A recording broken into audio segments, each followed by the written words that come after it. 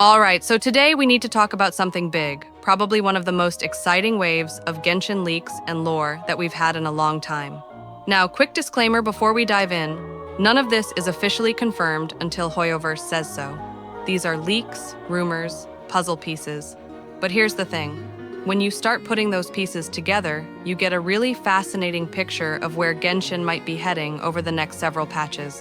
So grab your tea, grab your Primogem savings plan, and let's go through everything that's been surfacing lately. Because trust me, players are not ready for what's coming.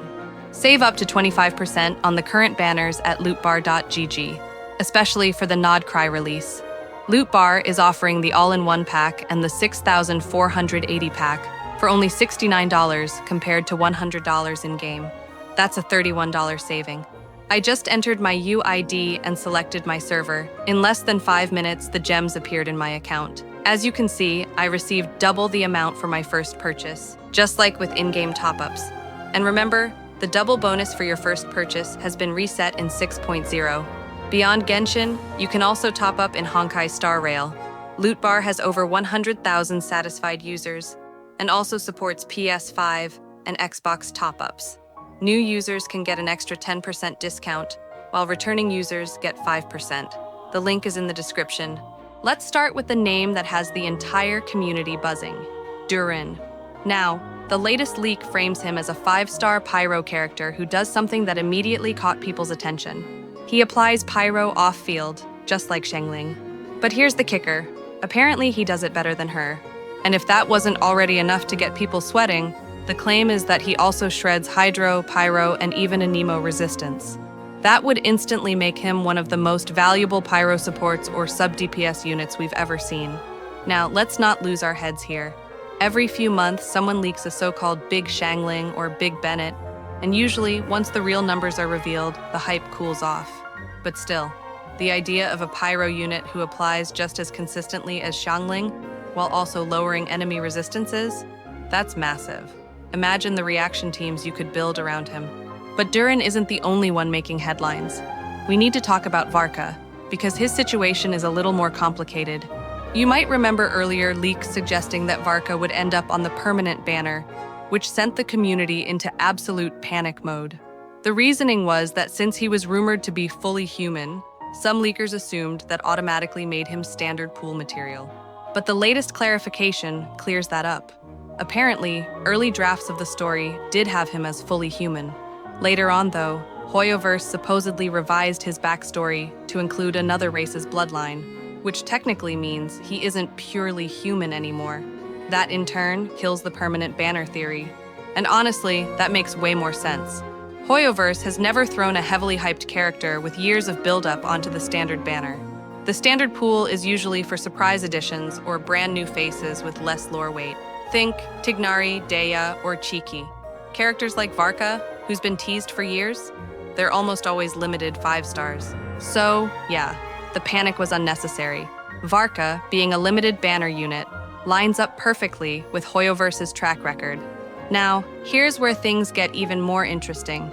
According to the leak, after Varka, we're supposedly getting 3 more male characters, and all of them are 4 stars. One of them even has a name already, Iluga.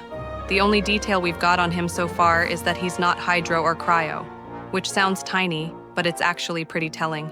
Why? Because Hoyoverse has been showering Hydro and Cryo characters with love lately. Think about it. Nuvolette, Farina, Sigawin, and others. Hydro and Cryo teams are stacked right now. So Iluga not being one of those elements? That could open up some refreshing new team comps instead of just adding yet another freeze or vape support. And honestly, it's also nice to see more male 4 stars being introduced. The balance has always leaned heavily in one direction, so maybe this is Hoyoverse's way of evening things out a little bit. Alright, now let's move to a name that people have been debating for ages, Columbina.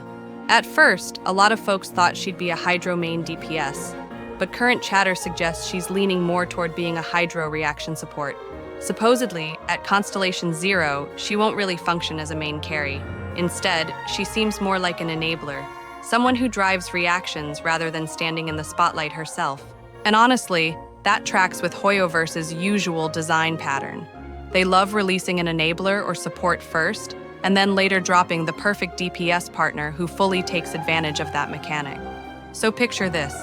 Durin sets the field ablaze with constant pyro application, and Columbina follows up by flooding the field with hydro, triggering non-stop reactions.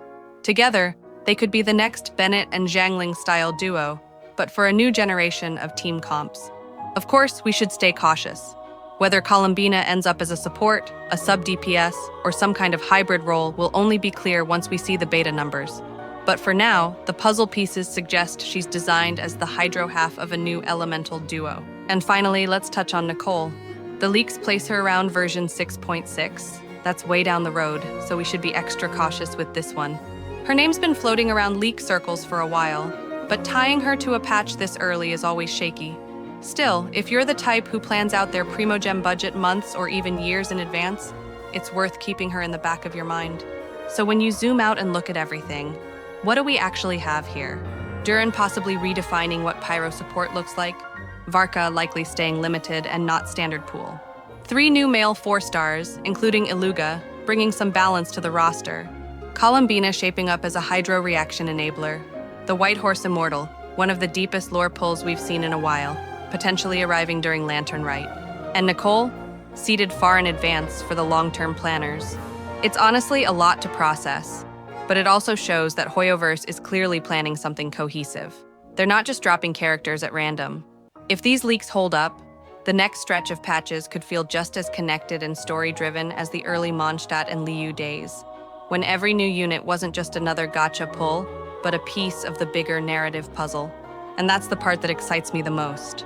But I want to hear what you think. Are you hyped for Durin possibly being a 5-star version of Shangling's off-field pyro? Do you buy into the idea of Columbina being more of a support? Or are you still hoping she'll be a main DPS? And what about the White Horse Immortal? Do you like the idea of Hoyoverse pulling straight from deep lore like that? Or does it feel too obscure? Let me know down in the comments. Half the fun of leak season is hearing how the community reacts before anything's officially confirmed. And as always, don't take any of this as guaranteed until Hoyoverse shows us in a live stream or beta. But if you want more breakdowns like this, mixing leaks, lore context, and meta speculation, make sure to subscribe so you don't miss the next one. Save up to 25% on current banners at lootbar.gg, links in the description. Thanks for watching, and I'll see you guys in the next one.